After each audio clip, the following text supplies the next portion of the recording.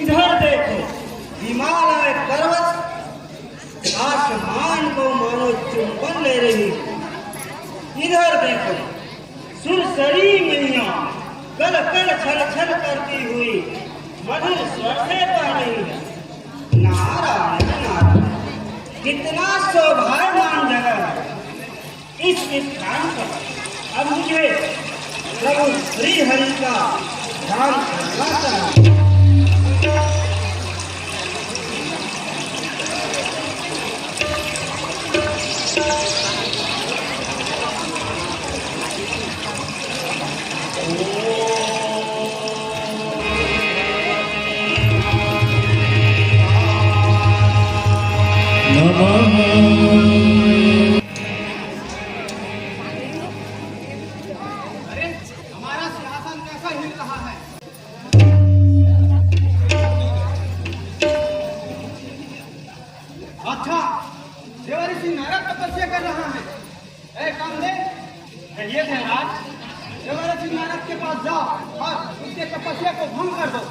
अच्छा ठीक है देवराज, और देव ऋषि नारद जी की तपस्या को अभी भंग कर दिए।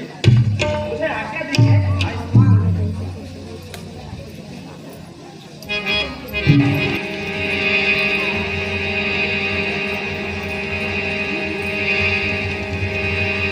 प्रकट हो, प्रकट हो। सुनाओ, तुम शीघ्र ही जाओ। देव ऋषि नारद जी अपनी तपस्या में लीन हैं, उनकी तपस्या को तुम भंग कर दो।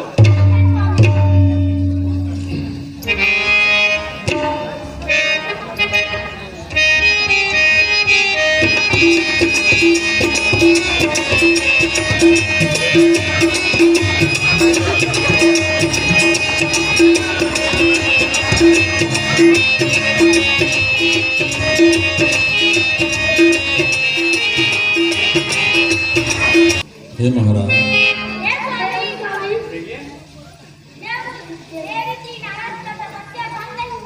नहीं कर पाए।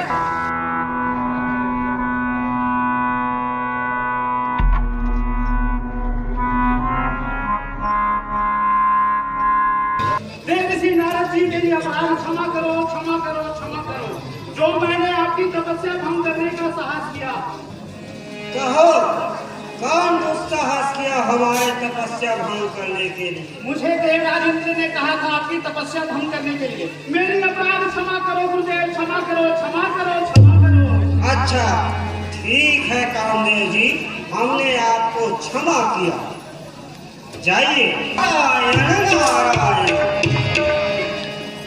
इंद्र को देख, मेरी तपस्या भंग करने के लिए अपने पुत्र कामदेव को भेजा, लेकिन क्या मेरी तपस्या भंग कर पाएगा? बिल्कुल नहीं। आज कामदेव मेरी तपस्या को भंग करते करते थक गए, लेकिन मेरी तपस्या भंग नहीं हो सका। नारायण नारायण, आज से मैं कामदेव को जीत लिया, जीत लिया। नारायण नारायण, जीत की खबर समाचार भगवान शंकर को सुनाता हूँ। जगता हूँ कैलाश और भगवान शंकर को सुनाऊंगा।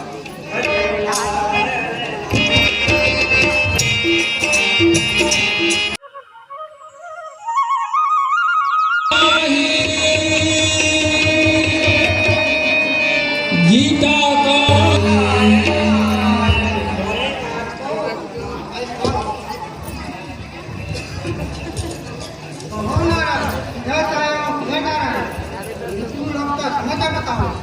नारायण नारायण, प्रभु मैं घूमते घूमते हिमालय पर्वत के पास पहुंचा।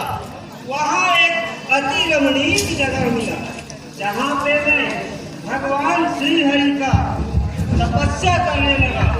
अब उस तपस्या को देखकर भगवत इंद्र डर गए। वह सोचने लगा कि मैं कहीं उसका सिंहासन न छीनूं। अब मेरी तपस्या भंग करने के लिए अपने पुत्र कामदेव को भेजा। लेकिन जब मेरी तपस्या कोई भंग कर सकता है भगवान? नहीं, कामदेव मेरी तपस्या को भंग करते करते थक गए, लेकिन तपस्या भंग नहीं कर सका। इसलिए आज से मैं कामदेव को जीत लिया। सुनिए नारायण, वो बात मुझसे कही है, उस बात को श्री हरि विष्णु के पास जाकर मत कहना।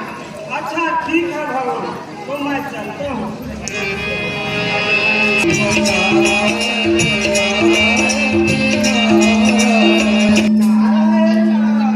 हेलो।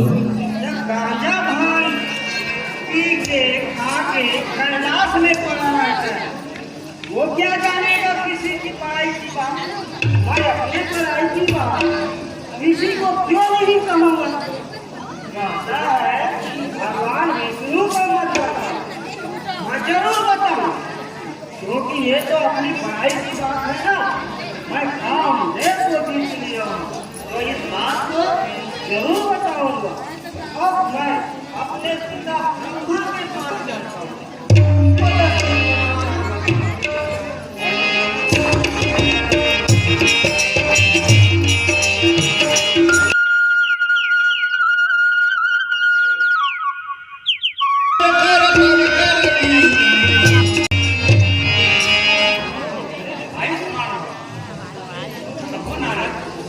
कहाँ से भ्रमण करके आया है?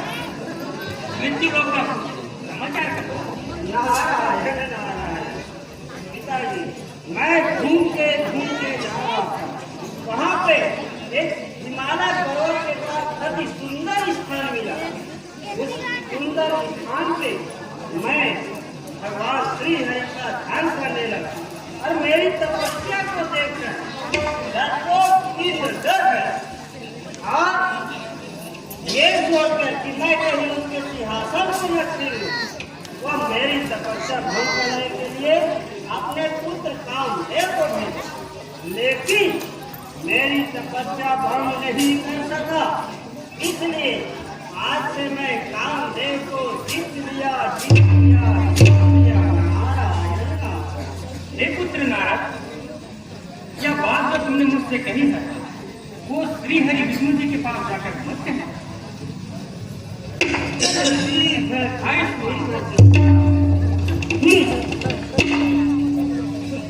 यह वृद्धावस्था में इसका भी मतिभ्रष्ट हो गया है। कहता है भगवान विष्णु को मत बता। क्यों नहीं बताऊंगा? मैं अपनी पढ़ाई की बात क्यों नहीं बताऊंगा भगवान विष्णु को? मैं जरूर बताऊंगा। अब मैं चलता हूँ भगवान विष्णु के पास ही जाता हूँ।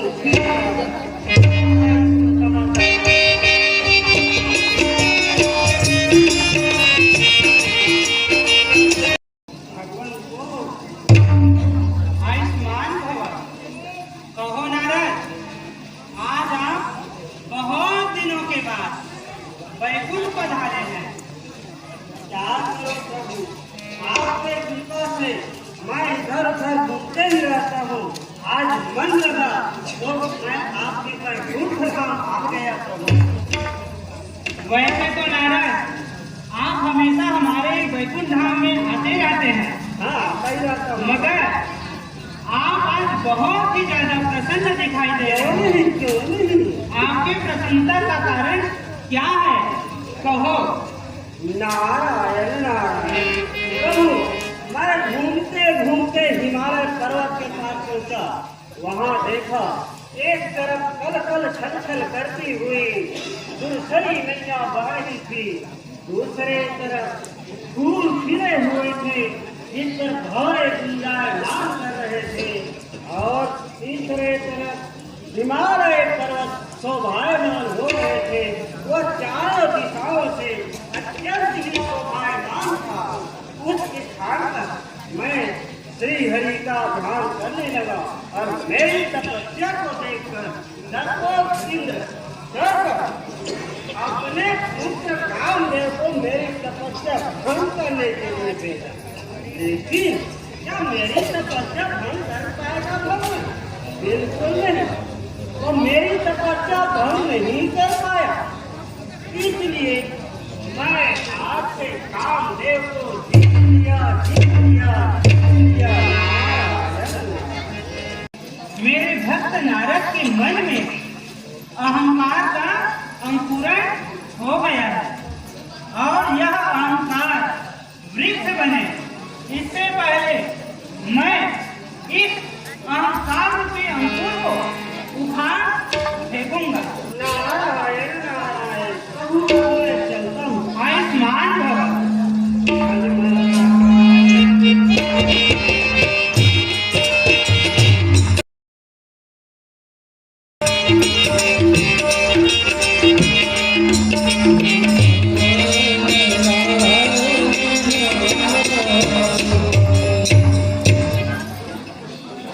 चलिए नारद के अहंकार को दूर करने का उपाय करता हूँ। इसके लिए मैं योग माया को बुलाता हूँ।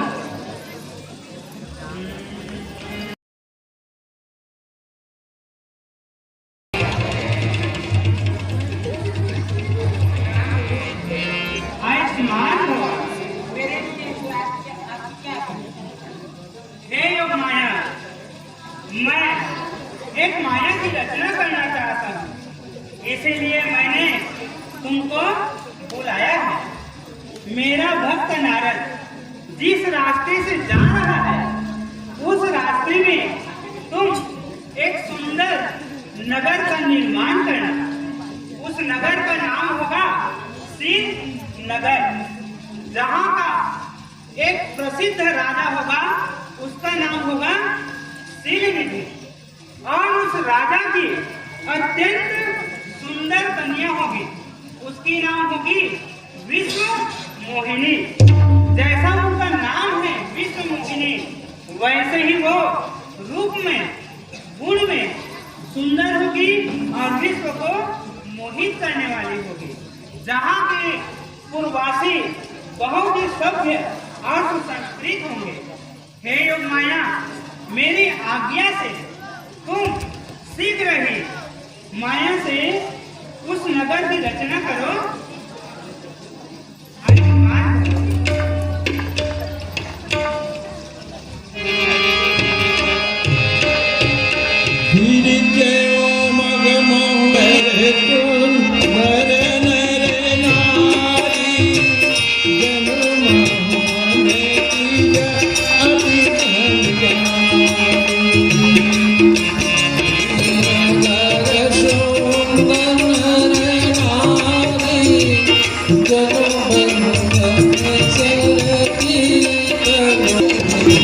Jai